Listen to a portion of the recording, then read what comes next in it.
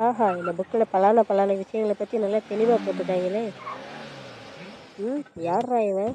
ஏத்தாடியோ வந்து சேர்றதுக்குள்ளேயும் என்ன டிராஃபிக்கு பாத்தீங்களா டேடி? எப்படி என்னோட பெரிய கார் அந்த சின்னோண்டு டப்பாவுக்குள்ள கொண்டு வந்து உங்களால இந்த டப்பா கார் அந்த மாதிரி பண்ண முடியுமா? இதுவே ஒரு டப்பா. அடப்பாவியாடே வாய்ப்புல போச்சுடா. அடடே தொண்டையில மாட்டிட்டா. காப்பாத்துங்கடா காப்பாத்துங்கடா.